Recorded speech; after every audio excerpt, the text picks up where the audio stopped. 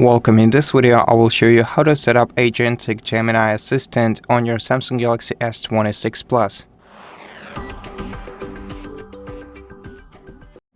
So by default, your Samsung uses Bixby as a digital assistant, and if you hold down the power button for a couple of seconds, it will automatically start using the Bixby responsive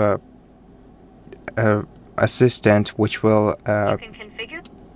answer your request immediately. So if you want to switch it to Gemini, first of all, make sure that you have Gemini installed on your smartphone. Usually you would have it right here pre-installed, available in the Google panel on any Android device. So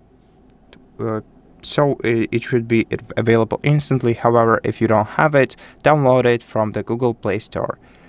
And then go to Settings on your smartphone, open Advanced Features, and select Bixby.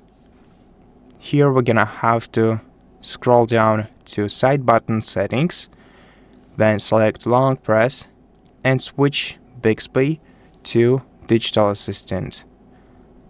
Then also tap the gear icon next to your digital assistant and select Google as the default digital assistant app to fully switch to your Google Assistant.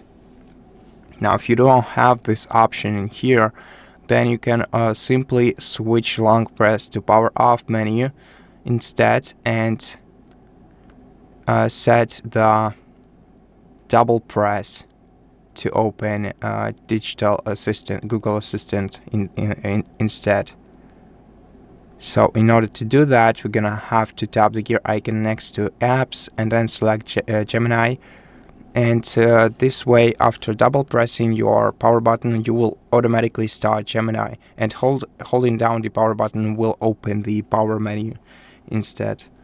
Now, if you want to set your Google Assistant as default digital assistant app, in this case, you're gonna have to go back to Settings, then select Apps in here, and then select Choose Default Apps, and select Digital Assistant app, and change it to Google.